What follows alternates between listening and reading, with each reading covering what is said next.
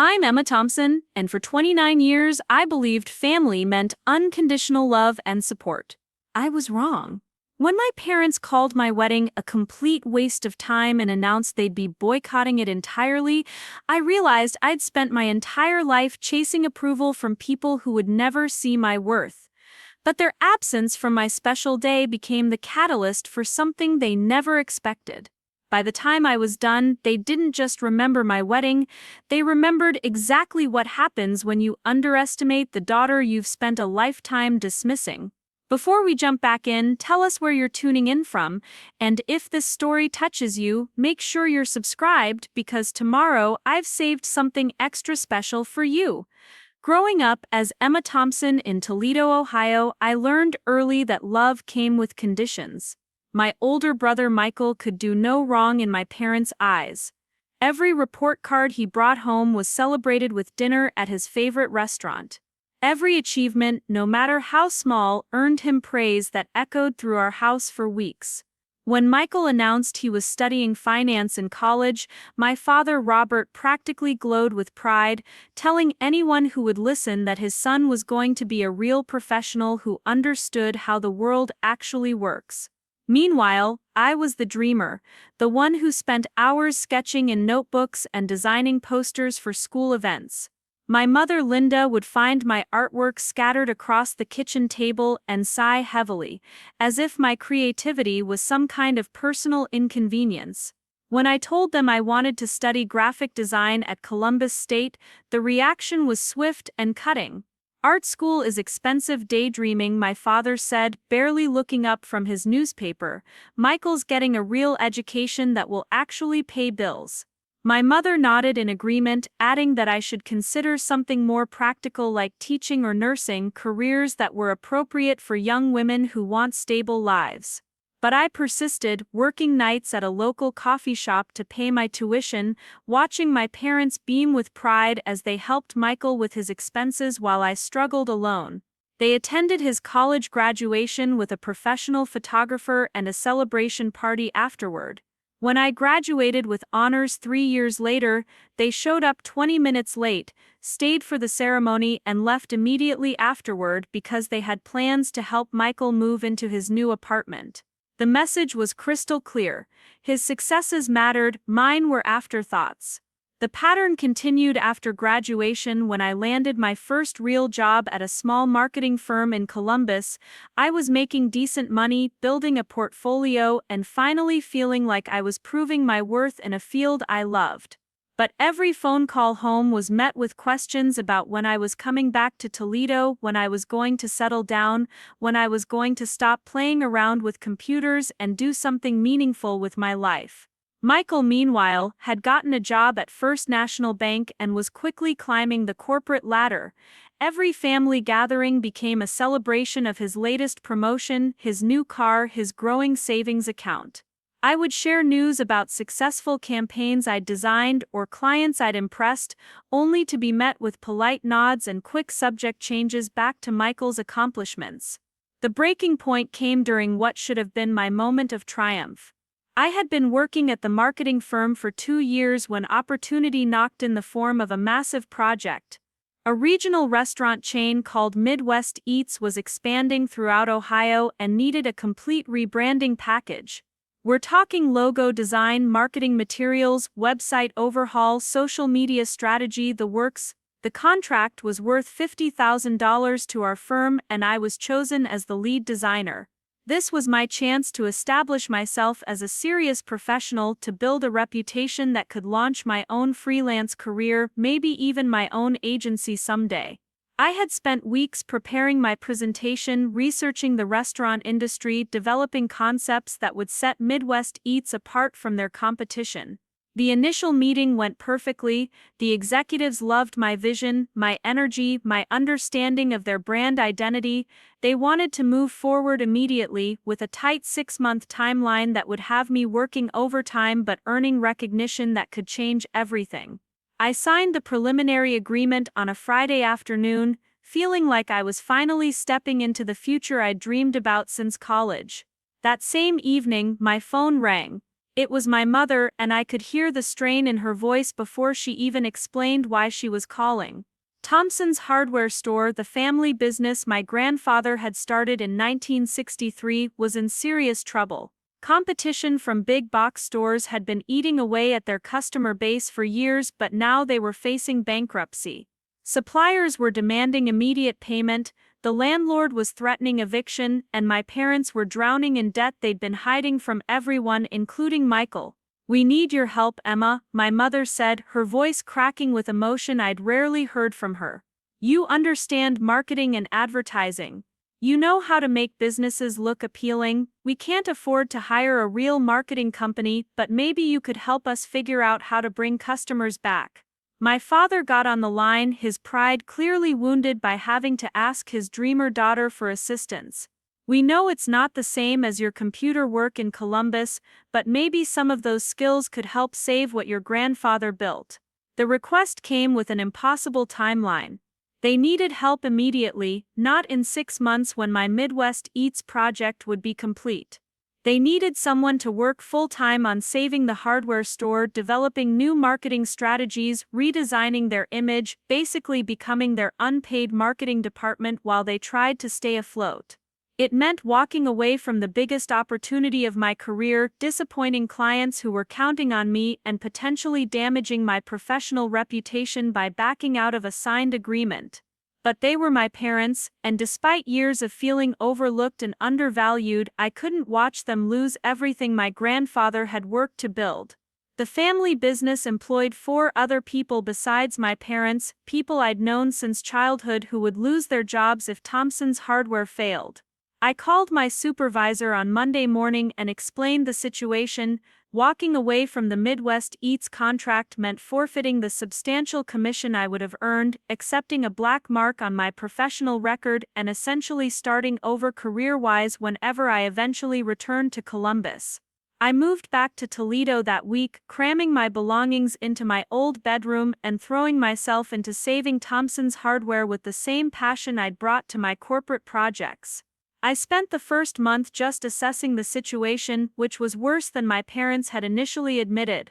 The store's image was stuck in 1985, their customer service approach hadn't evolved in decades, and their marketing consisted of occasional newspaper ads that no one under 60 was likely to read. I developed a comprehensive rescue plan that involved completely rebranding the store, launching social media accounts, creating customer loyalty programs, organizing community workshops, and establishing partnerships with local contractors and DIY enthusiasts. I designed new signage, rewrote their entire product catalog. Preparing and narrating this story took us a lot of time, so if you are enjoying it, subscribe to our channel. It means a lot to us. Now back to the story. Created a user-friendly website with online ordering capabilities, and implemented a customer feedback system that helped us understand what people actually wanted from a local hardware store. The transformation took 6 months of 18-hour days, 7 days a week. I negotiated with suppliers, schmoozing with contractors, organized grand reopening events, and personally managed every aspect of the store's digital presence. I created seasonal promotions, holiday campaigns, and educational content that positioned Thompson's Hardware as the go-to resource for home improvement expertise rather than just another place to buy screws and paint. The results were undeniable. Within 3 months, foot traffic had increased by 200%.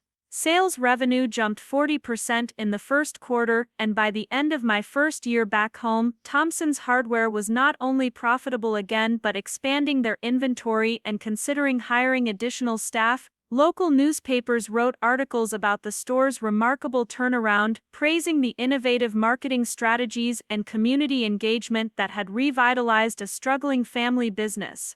Throughout this entire period, I waited for acknowledgement that never came.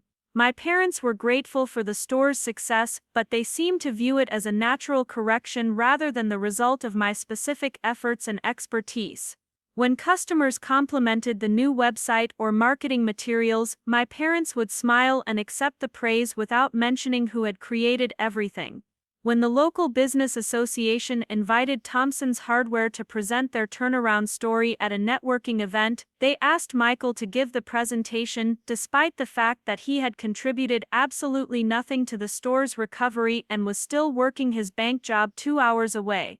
The most painful moment came during a family dinner when my uncle asked my parents how they'd managed to save the business. My father launched into a story about hard work, dedication, and smart business decisions, crediting the success to lessons he'd learned from my grandfather and support from Michael, who had helped with the financial planning.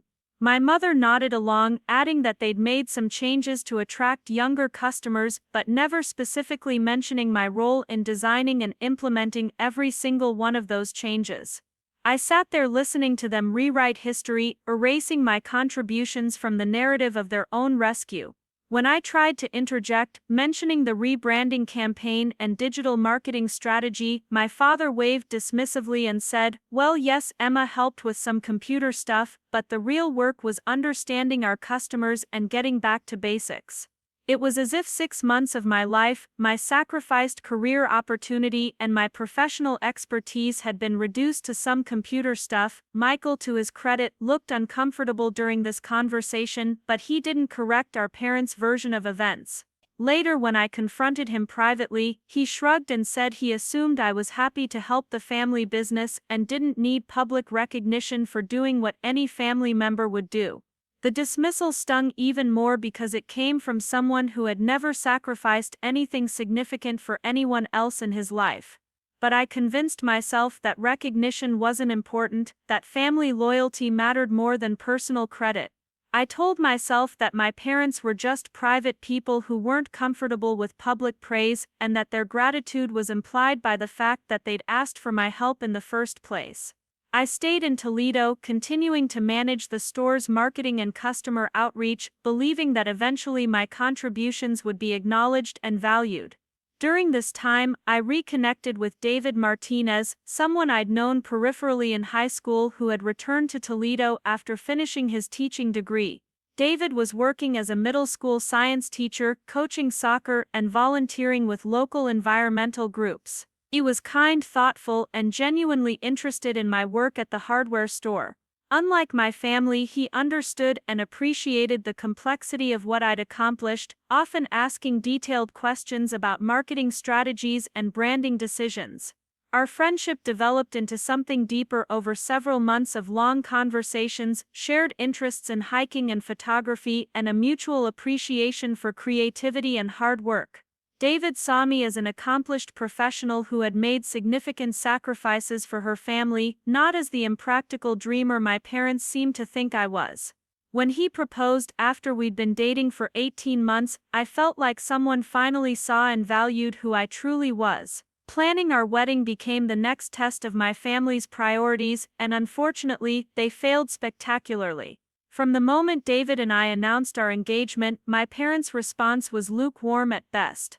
There were no congratulations, no expressions of joy, no excitement about welcoming David into the family. Instead, my mother immediately started questioning our timeline, our financial readiness, and whether we were rushing into things.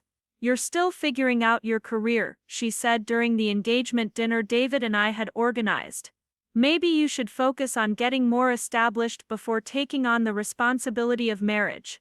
My father nodded in agreement, adding that David's teaching salary wasn't substantial enough to support a family and that we should consider waiting until we were more financially secure. The criticism felt particularly cruel given that I had literally saved their business and was continuing to work for them at below-market rates while David was pursuing a profession they had once suggested was appropriate for me. But somehow when it came to my life choices, nothing was ever good enough, practical enough, or well-timed enough for their approval. As we began planning the wedding, their lack of enthusiasm became increasingly obvious and hurtful. We had decided on an intimate outdoor ceremony at Lakeside Community Center, a beautiful venue overlooking Maumee Bay that could accommodate about 75 guests. The setting was romantic and meaningful to David and me, since we'd spent many evenings walking those same trails during our courtship. We planned a simple but elegant celebration that reflected our personalities and values rather than trying to impress anyone or conform to traditional expectations. My parents' involvement in the planning process was minimal and grudging. When I showed them venue photos, my mother commented that outdoor weddings were risky and impractical. When I described our menu plans, my father questioned the expense and suggested we consider something simpler. When I asked if they wanted to invite specific family friends or business associates, they said they'd see who was available rather than expressing any enthusiasm about celebrating with people they cared about. The contrast with Michael's experience was stark and painful. When he had gotten engaged 2 years earlier, my parents had immediately started planning celebration parties, researching venues, and discussing guests. They had contributed significantly to his wedding expenses and spent months helping his fiancée with every detail of the planning process. Michael's wedding had been a lavish affair with over 200 guests, a live band, and an elaborate reception that my parents talked about for months afterward. But for my wedding, they acted like the entire event was an inconvenience they were being forced to endure rather than a celebration they wanted to share. The final straw came 6 weeks before the wedding date during what I thought would be a routine conversation about final headcount and seating arrangements. I had called to confirm their attendance and discuss a few last-minute details when my mother's tone shifted into something I'd never heard before. "Emma, your father and I have been talking and we've decided we won't be attending your wedding." The words hit me like a physical blow, leaving me speechless for several seconds. "What do you mean you won't be attending?" I finally managed to ask. "We think this whole wedding is a waste of time and money," my father said, having apparently taken the phone from my mother. "You and David are making a mistake, rushing into marriage when you should be focusing on building stable careers and saving money. We're not going to pretend to support something we fundamentally disagree with." The silence on the phone stretched for what felt like an eternity. My father's words echoed in my head as I tried to process what I'd just heard. My own parents were boycotting my wedding, calling it a waste of time. After everything I had done for them, after sacrificing my career to save their business, after working for below-market wages to keep Thompson's hardware profitable, they couldn't even be bothered to show up for the most important day of my life. "I don't understand," I said, my voice barely above a whisper. "This is your daughter's wedding. David is a good man with a stable job. We're not asking you to pay for anything, we just want you to be there." My mother took the phone back, her voice cold and matter-of-fact. "Emma, you've always been impulsive and unrealistic. This marriage is just another example of you not thinking things through properly. David seems nice enough, but you barely know him, and you're both too young and financially unstable to be taking on this kind of commitment." The accusation of being impulsive stung particularly deeply because it was so fundamentally untrue. David and I had been together for nearly 2 years. We had discussed our goals, our values, our plans for the future. We had been living together for 8 months and had proven our compatibility in countless practical ways. We had saved money for our future, established emergency funds, and made careful decisions about our timeline based on realistic assessments of our circumstances. "Mom, I'm 29 years old," I said, fighting to keep my voice steady. "I've been supporting myself since college, I've run successful marketing campaigns, I literally saved your business from bankruptcy. I'm not some irresponsible kid making rash decisions." "That's exactly what someone making a rash decision would say," my father interjected. "You think because you helped out at the store for a while, you're suddenly qualified to make major life decisions. Running some social media accounts doesn't make you a business expert, Emma." The casual dismissal of my work hit me like a slap. Running some social media accounts, as if the comprehensive rebranding, customer relationship management, supplier negotiations, financial planning and market analysis I'd performed were just casual hobbies I'd dabbled in during my spare time. As if the 40% increase in revenue and the dozens of new customers were coincidental improvements that had nothing to do with my professional expertise. "What about Michael?" I asked, knowing the answer but needing to hear it out loud. "He got married at 27 to someone he'd been dating for less time than David and I have been together. You didn't have any concerns about their timeline or financial readiness." "Michael has a real career," my mother said without hesitation. He's a bank manager with a steady salary and clear advancement opportunities. He and Jennifer made sensible decisions about their wedding budget and their future plans. They didn't rush into some romantic fantasy without considering the practical implications. The double standard was breathtaking in its clarity. Michael's wedding, which had cost 3 times what David and I were spending, was sensible financial planning. His shorter courtship was adequate preparation. His career in banking was substantial and meaningful, while my work in marketing and design was just playing around with computers. Every standard they applied to my choices was completely different from the standards they applied to his. "So you're not coming to my wedding because you think I'm making a mistake," I said, still trying to understand their reasoning. "We're not coming because we don't want to celebrate something we believe is wrong for you," my father said. "Attending your wedding would be pretending to support a decision we think you'll regret. It's better to be honest than to participate in something that feels like watching you make a serious mistake." The conversation ended shortly after that, with my parents firmly committed to their position and me sitting in stunned silence in my childhood bedroom, surrounded by wedding planning materials and trying to comprehend what had just happened. My parents weren't just declining to attend my wedding, they were actively condemning it, treating my marriage like a personal failure they couldn't bring themselves to witness. I called David immediately, but found myself struggling to explain the situation without breaking down completely. How do you tell the person you love that your own parents consider your relationship a mistake so fundamental that they refuse to attend your wedding? How do you process the fact that the people who raised you have so little faith in your judgment that they'd rather miss one of the most important days of your life than pretend to support your choices? David's reaction was a mixture of hurt and anger that mirrored my own emotions. He had always gotten along well with my parents during family gatherings, and while he'd noticed their tendency to favor Michael, he'd never imagined they would go this far in expressing their disapproval. "Emma, this isn't about our relationship," he said after I'd finished explaining the phone call. "This is about them not respecting you as an adult, or acknowledging that you're capable of making your own decisions." His words were comforting, but they didn't diminish the practical and emotional impact of my parents' decision. We had planned our seating chart around their attendance, reserved spaces for them in the front row, included them in family photos, and expected them to participate in traditional parent of the bride activities. More importantly, I had spent my entire life hoping that someday they would see me as someone worthy of their pride and support, and their wedding boycott felt like a definitive statement that this day would never come. The next few weeks were a blur of awkward conversations and painful adjustments. Extended family members started calling to ask whether there had been some kind of misunderstanding, since Robert and Linda Thompson were telling people they wouldn't be attending Emma's wedding due to scheduling conflicts. I found myself in the impossible position of either covering for my parents' behavior or explaining to relatives that my parents had chosen to boycott my wedding because they considered it a waste of time.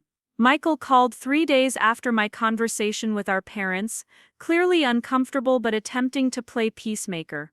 "Emma, maybe if you postponed the wedding for a few months, they'd have time to come around to the idea," he suggested. "You know how they are with change. Maybe they just need more time to get used to the idea of you being married." The suggestion that I should postpone my wedding to accommodate parents who were refusing to attend it was so absurd that I almost laughed. "Michael, they're not struggling with change," I said. "They've made a deliberate decision to boycott my wedding because they think my judgment is so poor that they can't support my choices. There's no amount of time that's going to fix that level of disrespect. They're just worried about you," he said, falling back on the familiar excuse that had covered for our parents' favoritism my entire life. "They want what's best for you, and they're concerned that you're rushing into marriage without thinking it through properly." "When you got engaged, did they express any concerns about your timeline or your readiness for marriage?" I asked.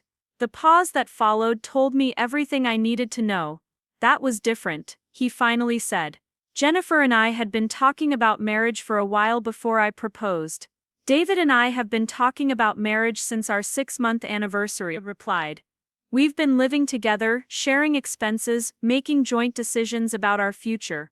We've done everything couples do to prepare for marriage except obtain their official approval, which apparently is the only thing that matters to them." Michael didn't have a response to that, and our conversation ended with him promising to talk to them about reconsidering their position, though we both knew he wouldn't push them very hard. Michael had never challenged our parents' decisions or stood up for me when their favoritism became obvious, and he wasn't going to start now over something as significant as my wedding. Jessica Park, my closest friend since college, had a very different reaction when I told her about my parents' boycott. Jessica had always been protective of me and critical of my family's treatment, but she was absolutely furious about their wedding decision. "Emma, this is unforgivable," she said, when I called her. "I don't care what their concerns are about your timeline or your finances. You don't boycott your daughter's wedding unless she's marrying someone dangerous or abusive." Jessica's anger was validating in a way that Michael's diplomatic approach wasn't. She understood that this wasn't about wedding timing or financial planning, it was about fundamental respect and support. "They've spent your entire adult life treating your accomplishments like hobbies and your decisions like mistakes," she said. "Now they're missing your wedding because they can't even pretend to believe in your ability to choose the right partner." As the wedding date approached, I found myself oscillating between heartbreak and determination. Part of me wanted to postpone or cancel the entire event, since the joy I'd felt about marrying David was now overshadowed by my parents' rejection. But a larger part of me refused to let their disapproval ruin what should be the happiest day of my life. David and I loved each other, we had built a strong relationship based on mutual respect and shared values, and we deserved to celebrate our commitment regardless of my parents' narrow-minded objections. The wedding planning continued, but with significant modifications to accommodate the absence of my parents. David's parents graciously offered to walk me down the aisle together, since my father would not be there to perform that traditional role. Jessica agreed to give a speech during the reception that would have originally been given by my mother.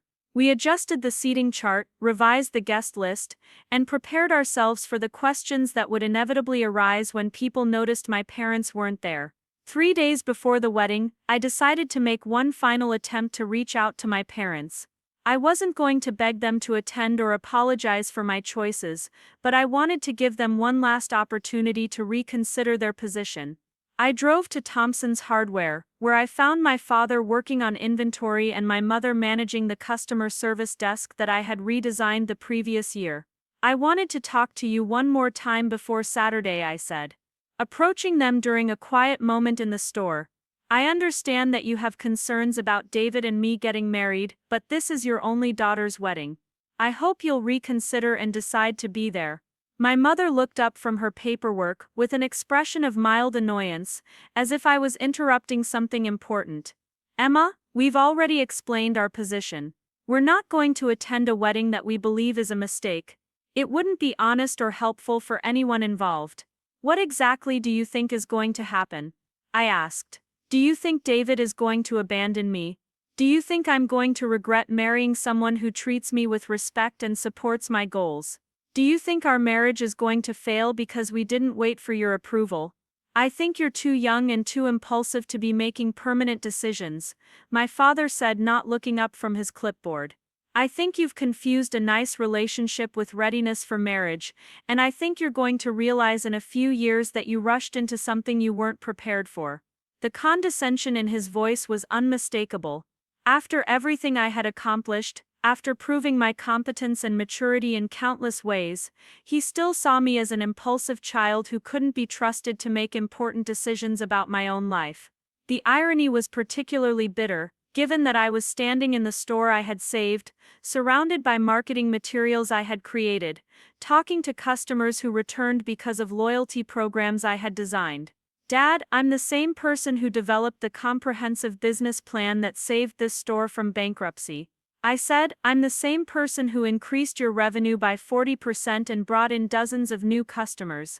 If I'm capable of making complex business decisions that affect your livelihood, why am I suddenly too immature to choose my own husband?" "Running marketing campaigns isn't the same as managing a marriage," my mother interjected. "Business decisions are logical and practical. Marriage is emotional and complicated. You've always been too romantic and idealistic to handle that kind of complexity." The dismissal was breathtaking in its completeness. Not only were they refusing to attend my wedding, they were actively insulting my character and judgment in ways that attacked the core of who I was as a person. According to them, I was impulsive, immature, romantic, idealistic, and fundamentally unprepared for adult responsibilities, despite concrete evidence to the contrary in virtually every area of my life. I left the store that day knowing that my parents would not be at my wedding, and that their absence was not about scheduling conflicts or minor concerns about timing. Their boycott was a deliberate statement about their assessment of my judgment, my character, and my worth as a decision-making adult. They would rather miss one of the most important days of my life than acknowledge that I might be capable of choosing the right partner for myself. The wedding day arrived with perfect weather, sunny skies, gentle breezes, and temperatures ideal for an outdoor ceremony. Lakeside Community Center looked exactly as David and I had envisioned it, with simple but elegant decorations that reflected our personalities and values. Our 73 guests included friends from college, colleagues from our respective jobs, David's extended family, and several relatives from my side who had decided to attend despite my parents' boycott. Walking down the aisle accompanied by David's parents was both heartbreaking and liberating. I felt the absence of my own parents acutely, particularly during moments that traditionally involve family participation. But I also felt surrounded by people who genuinely cared about David and me, who wanted to celebrate our love, and who believed in our future together. The ceremony was beautiful, meaningful, and joyful in ways that wouldn't have been possible if it had been overshadowed by my parents' reluctant attendance or disapproving presence. During the reception, several guests approached me to ask about my parents' absence. I had prepared a simple, dignified response. Unfortunately, they weren't able to be here today. Most people accepted this explanation without pressing for details, though a few relatives who knew the family dynamics better offered private words of support and encouragement. Jessica's speech was particularly moving, focusing on my strength, independence, and determination to build a life based on my own values rather than other people's expectations. Emma has always been someone who follows her heart while keeping her feet firmly planted on the ground, she said. She's practical enough to save a failing business and romantic enough to believe in true love. David is lucky to have found someone with both kinds of wisdom. The evening ended with David and me dancing under string lights as our guests celebrated around us. Despite everything that had led up to this moment, despite my parents' hurtful boycott and the family drama that had overshadowed much of our engagement, our wedding day had been exactly what we wanted it to be, a celebration of our love surrounded by people who supported our relationship. But even as I celebrated, I knew that my parents' boycott had fundamentally changed our relationship in ways that couldn't be undone by future apologies or explanations. They had chosen to miss my wedding not because of scheduling conflicts or financial constraints, but because they considered my marriage a mistake they couldn't bring themselves to witness. That level of disapproval and disrespect wasn't something I could simply forgive or forget. The day after the wedding, as David and I were opening gifts and looking through photos, my phone rang. It was Michael calling to congratulate us and ask how everything had gone. Mom and Dad were asking about the wedding, he said, as if their absence had been a minor scheduling conflict rather than a deliberate boycott. They can ask David and me directly if they want to know how our wedding went, I replied. I'm not going to provide updates about my marriage to people who couldn't be bothered to attend my wedding. Emma, they're still your parents, Michael said, falling back on the familiar refrain that had excused years of favoritism and disrespect. Maybe they made a mistake, but family is family. You can't just cut them off over one disagreement. This isn't one disagreement, I said. This is the culmination of 29 years of being treated like my thoughts, feelings, and decisions don't matter. They boycotted my wedding, Michael. They looked at the most important day of my life and decided it was a waste of their time. That's not a mistake or a misunderstanding, that's a deliberate choice that reveals exactly how they feel about me. The conversation with Michael helped crystallize something I'd been thinking about since my parents' initial refusal to attend the wedding. Their boycott wasn't just about disapproving of my marriage, it was about maintaining a family dynamic where their approval was the ultimate measure of whether my choices were valid. By attending my wedding, they would have been acknowledging that I was an adult capable of making important decisions without their guidance or permission. As David and I settled into married life, I found myself reevaluating not just my relationship with my parents, but my entire approach to family loyalty and obligation. For years I had accepted their dismissive treatment because I believed that family relationships required unconditional forgiveness and accommodation. I had tolerated their favoritism toward Michael, their casual dismissal of my accomplishments, and their tendency to treat my professional expertise as a hobby because I thought that maintaining family harmony was more important than demanding respect. But their wedding boycott had crossed a line that made it impossible for me to continue pretending that our relationship was healthy or sustainable. Parents who truly loved and respected their daughter wouldn't miss her wedding because they disagreed with her timeline or had concerns about her financial readiness. Parents who valued their relationship with their daughter would find ways to express their concerns without boycotting one of the most important days of her life. 2 weeks after the wedding, I received a card in the mail from my parents. Inside was a generic congratulations message and a check for $200, along with a note saying they hoped David and I would be happy together. There was no acknowledgement of their absence from the wedding, no explanation for their behavior, and no apology for missing such an important day. The card felt like an attempt to pretend that nothing significant had happened, as if their boycott was a minor disagreement that could be smoothed over with a belated congratulations card. I never cashed the check. Instead, David and I began making plans for our future that didn't revolve around my parents' approval or involvement. We started talking about where we wanted to live long term, what kind of careers we wanted to build, and how we wanted to structure our lives as a married couple. For the first time in my adult life, I was making decisions based entirely on what David and I wanted for ourselves, rather than what would maintain peace with my family or earn their grudging acceptance. The freedom was both exhilarating and terrifying. I had spent so much of my energy trying to prove my worth to people who would never see it that I wasn't entirely sure how to build a life based on my own values and priorities, but I was eager to find out. 3 months after the wedding, I made a decision that would have been unthinkable before my parents' boycott. I gave my notice at Thompson's Hardware. The decision to leave Thompson's Hardware didn't come easily, despite everything my parents had done. I had poured 2 years of my life into rescuing that business from the brink of collapse, transforming it from a struggling relic into a thriving community hub. Walking away felt like abandoning not just a job, but a piece of my own identity that I'd built through countless late nights, creative problem solving, and sheer determination to prove my value to people who would never acknowledge it. But my wedding boycott had clarified something essential. I was never going to receive the recognition or respect I deserved from my parents, no matter how much I sacrificed or how spectacularly I succeeded. They had made their assessment of my worth clear through their absence from my wedding, and continuing to work for them at below-market rates, while they dismissed my contributions, was simply accepting their judgment as accurate. I drafted my resignation letter carefully, keeping the tone professional and avoiding any mention of personal grievances. After careful consideration of my career goals and professional development, I have decided to pursue opportunities outside of Thompson's Hardware. I am providing 4 weeks' notice to ensure a smooth transition and to document the systems and processes I have implemented during my time here. The letter was courteous, businesslike, and completely devoid of the emotional turmoil underlying my decision. Delivering the resignation in person was one of the hardest things I'd ever done. I found my father in the back office reviewing quarterly reports that showed continued strong performance, largely due to marketing strategies I had developed and customer relationships I had cultivated.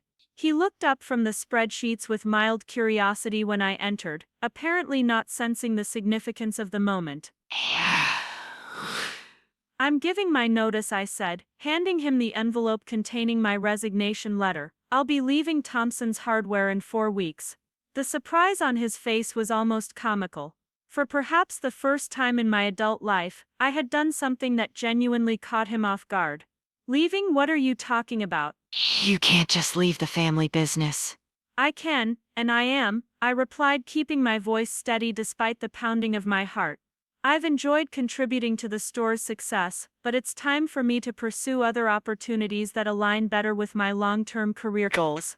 My mother appeared in the doorway, having apparently overheard the conversation from the front of the store. "Emma, this is ridiculous. You can't abandon us after everything we've done for you. Who's going to manage the marketing and customer outreach? Who's going to maintain the website and social media accounts? The irony of her statement was so profound that I had to suppress a bitter laugh. After everything they had done for me, I was the one who had walked away from a $50,000 contract to save their failing business. I was the one who had worked 18-hour days for 2 years to rebuild their customer base and modernize their operations. I was the one who had sacrificed my professional reputation and career momentum to rescue a business they had mismanaged into near bankruptcy. You'll need to hire a marketing professional, I said calmly.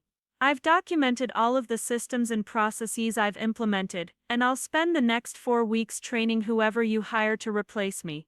Everything is organized and accessible, so the transition should be straightforward.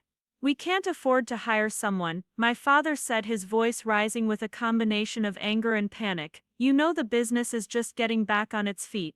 We need you here.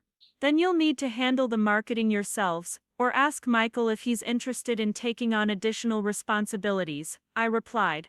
I'm sure he has valuable ideas about how to maintain the customer engagement strategies and digital presence. My mother's face flushed with anger. This is about the wedding, isn't it? You're punishing us because we didn't support your impulsive decision to get married. The accusation hung in the air between us, and I realized that this was the moment to either accept their framing of events or finally speak the truth I'd been suppressing for years. This is about me choosing to work for people who value my contributions and respect my judgment, I said. You boycotted my wedding because you think I'm too impulsive and immature to make important decisions. If that's really what you believe, then you shouldn't want someone with such poor judgment managing your business operations. That's completely different, my father said, though his voice lacked conviction. We can disagree about your personal choices while still appreciating your work here, except you don't appreciate my work here, I said. Years of accumulated frustration finally breaking through my carefully maintained composure. You tell people that Michael helped save the business with his financial planning, even though he contributed nothing. You credit the store's success to getting back to basics and understanding customers, not to the comprehensive rebranding and marketing strategy that I designed and implemented. You've never once acknowledged that I'm the reason Thompson's Hardware is still in business. The silence that followed was deafening. My parents stared at me as if I'd spoken in a foreign language, genuinely unable to comprehend why I might feel undervalued or disrespected. In their minds, they had given me an opportunity to help the family business, and I should have been grateful for the chance to contribute, regardless of whether my contributions were acknowledged or fairly compensated. We've always appreciated your help, my mother finally said, her tone suggesting that she believed this was obvious and didn't require explicit statement. You're part of this family, and families help each other without expecting constant praise or recognition. Families also show up for each other's weddings, I replied. Families acknowledge each other's accomplishments and treat each other with respect. You've done neither of those things, and I'm done pretending that's acceptable. The conversation deteriorated from there into accusations, justifications, and ultimately the kind of fundamental disagreement that couldn't be resolved through discussion. My parents believed they had been reasonable and supportive, offering me opportunities and appreciating my contributions in ways that didn't require explicit acknowledgement. I believed they had consistently undervalued my work, dismissed my accomplishments, and treated my life choices with contempt.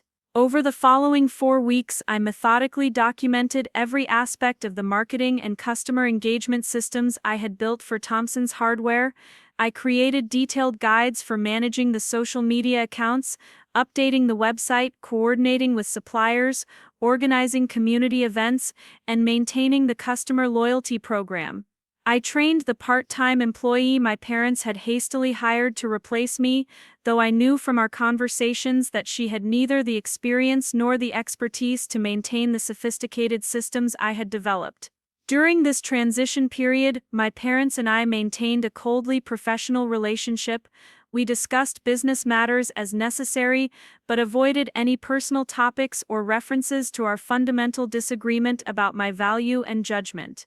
Michael called several times to encourage me to reconsider my resignation, arguing that I was overreacting to a single disagreement and damaging family relationships over hurt feelings. "They're never going to apologize for missing your wedding," he said, during one particularly frustrating conversation. "That's just not who they are. But you're punishing them by leaving the business, and that's only going to make the family situation worse." "I'm not punishing anyone," I replied. "I'm making a career decision based on my professional goals and my desire to work in an environment where my contributions are valued. The fact that our parents see this as punishment reveals exactly how they view my role, as someone who exists to serve their needs rather than pursue my own ambitions." "That's not fair," Michael protested. "They've supported you in plenty of ways.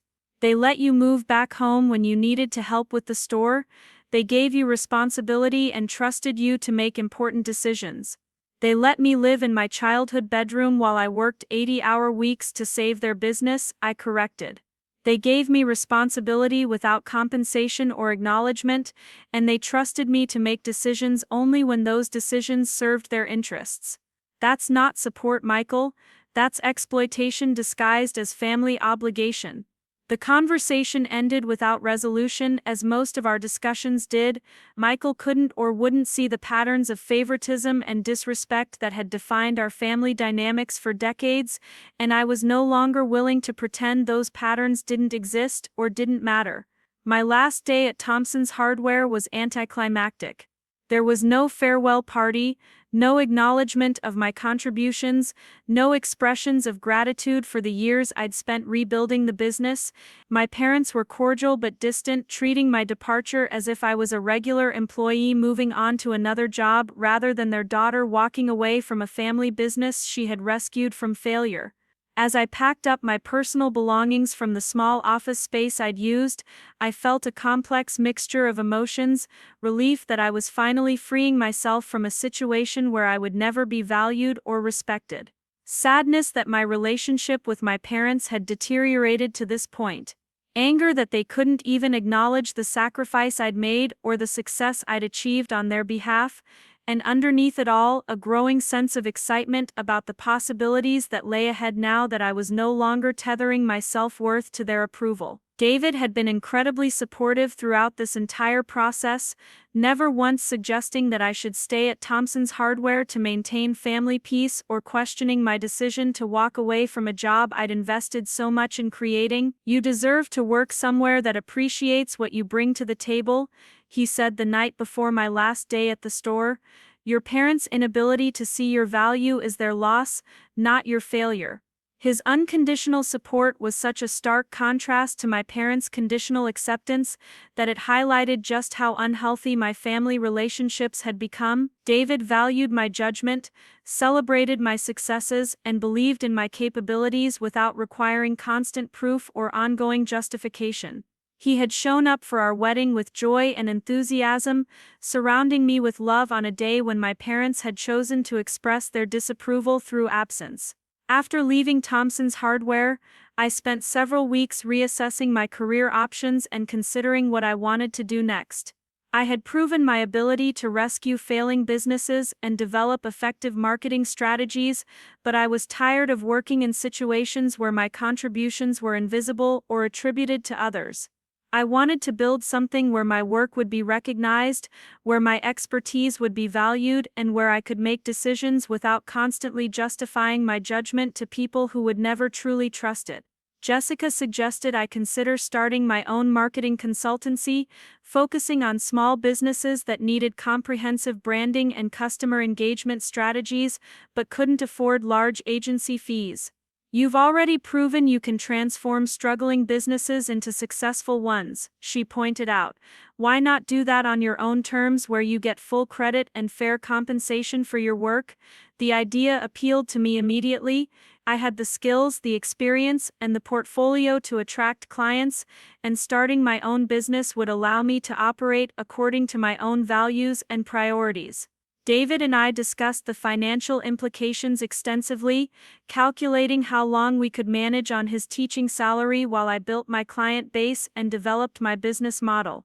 "We can do this," David said after we'd run the numbers for the third time. "It'll be tight for the first year, but we've both been living frugally, and we have enough savings to cover any gaps. If this is what you want to do, I'm fully supportive." I launched Thompson Marketing Solutions 3 months after leaving the family hardware store, deliberately choosing a name that reclaimed my family identity on my own terms. The business plan was straightforward. I would offer comprehensive marketing services to small businesses in the Toledo area and surrounding regions, specializing in digital presence development, customer engagement strategies, and brand revitalization for established companies struggling to compete in modern markets. My first clients came through referrals from people I'd worked with during my time saving Thompson's hardware. Local contractors who had appreciated my community outreach efforts hired me to develop their online presence. Suppliers who had been impressed by my negotiation skills and business acumen recommended me to other small businesses in their networks. Even some of Thompson's hardware customers who had noticed the store's dramatic improvement during my tenure there reached out to inquire about my services for their own businesses. Within 6 months, I had 8 active clients and a growing reputation as someone who could diagnose business problems and implement practical solutions. Within a year, I was earning more than I had at my previous marketing firm job in Columbus, and I was doing it while building something entirely my own. The satisfaction of seeing my business name on contracts, receiving direct credit for successful campaigns, and being recognized as an expert in my field was profound in ways I hadn't fully anticipated. The contrast with my experience at Thompson's Hardware was striking. My clients valued my expertise, implemented my recommendations, and openly credited me when their businesses improved. They referred other clients to me, wrote testimonials praising my work, and treated me like the professional I had always been but had rarely been acknowledged as being. For the first time in my career, I was receiving recognition that matched my contributions, and the difference in my confidence and satisfaction was remarkable. As my business grew, I found myself thinking less frequently about my parents and their ongoing disapproval of my life choices. David and I had built a happy life together, proving that our marriage was neither impulsive nor ill-advised. We had bought a small house, adopted a dog, and established routines and traditions that reflected our shared values. We spent weekends hiking in nearby state parks, hosting dinner parties for friends, and working on home improvement projects that we tackled together with enthusiasm, if not always expertise. My relationship with my parents remained distant and formal. We exchanged brief text messages on holidays, but there were no phone calls, no visits, and no acknowledgement of the fundamental breach that had occurred around my wedding. They never apologized for boycotting my wedding, and I never pretended that their absence hadn't profoundly damaged our relationship. We had reached an unspoken understanding that we would maintain minimal contact to preserve the appearance of family connection without actually engaging in the kind of honest communication that might repair the damage. Michael continued his role as occasional intermediary, periodically suggesting that I should reach out to our parents or let go of past grievances.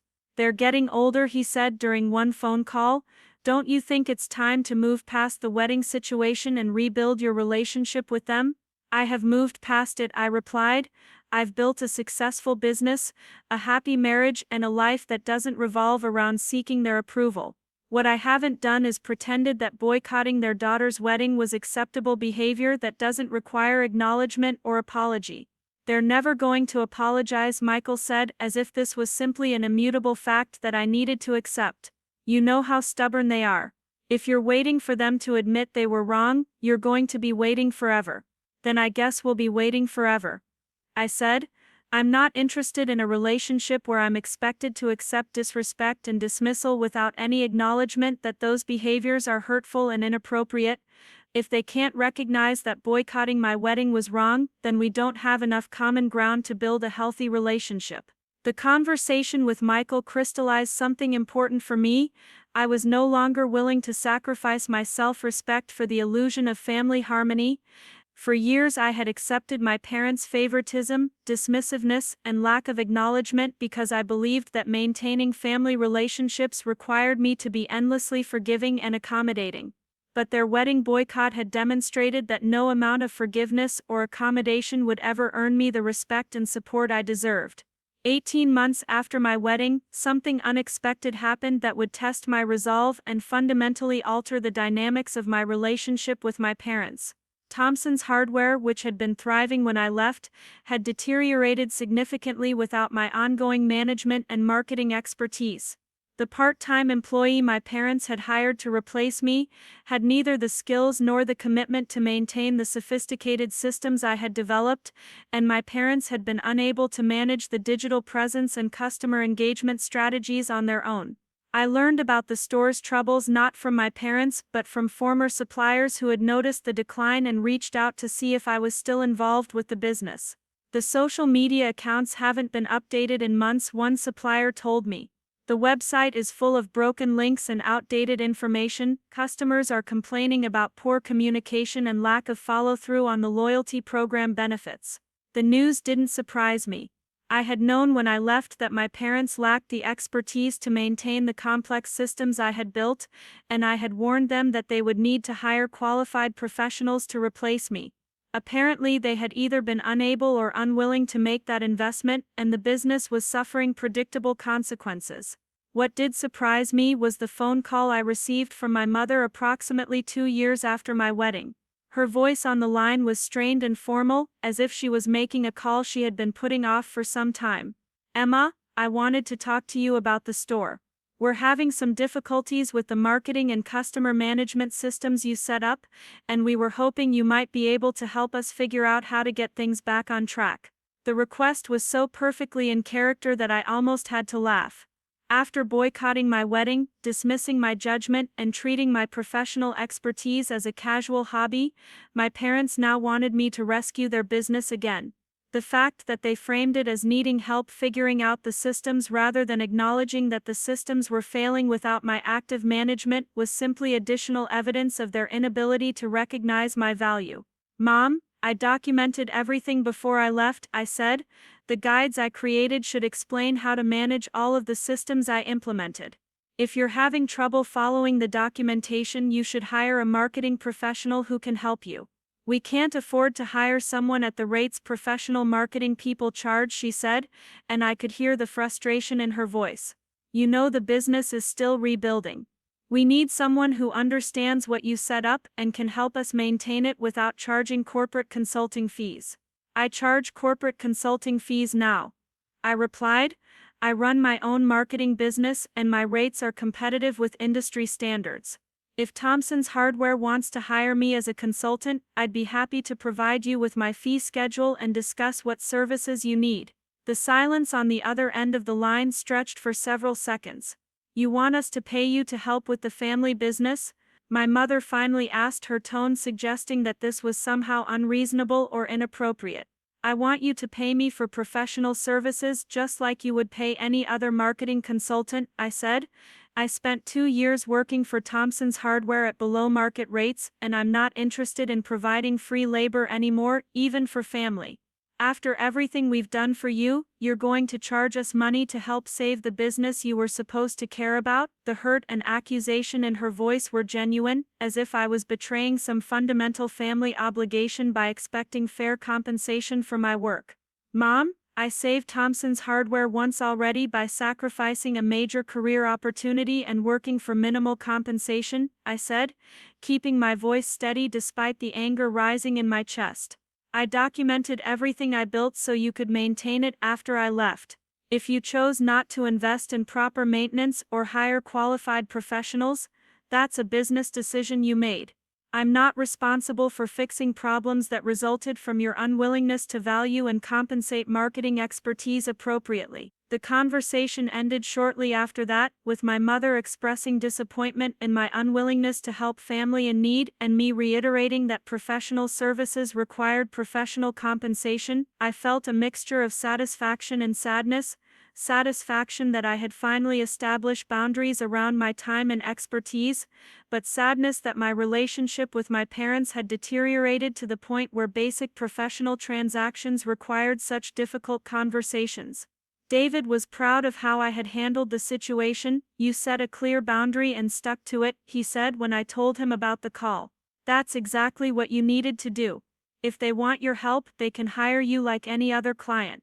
Over the following weeks, I heard through the family grapevine that Thompson's Hardware was continuing to struggle. Customer complaints were increasing, sales were declining, and my parents were facing some of the same challenges that had threatened the business before I had rescued it the first time. Michael called to suggest that I should reconsider helping them, arguing that family loyalty should trump business considerations. They're too proud to hire you as a consultant, he said. Can't you just help them out without making it a big financial transaction? No, I replied simply. I've already helped them out by sacrificing my career and working for years at below market rates.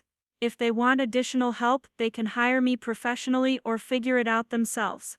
The situation reached a crisis point about 3 months after my mother's initial phone call. Thompson's Hardware was facing potential bankruptcy again, this time due to declining sales and customer attrition rather than mismanagement and debt. My parents had exhausted their options and were facing the real possibility of losing the business my grandfather had started, the business I had once rescued from similar circumstances. This time I didn't receive a phone call asking for help. Instead, I received a formal letter from my parents' attorney requesting a meeting to discuss potential consulting arrangements between Thompson Marketing Solutions and Thompson's Hardware. The formality of the approach suggested that my parents had finally accepted that I wasn't going to provide free labor out of family obligation, and that if they wanted my expertise, they would need to engage me as a professional consultant. Up next, you've got 2 more standout stories right on your screen. If this one hit the mark, you won't want to pass these up. Just click and check them out.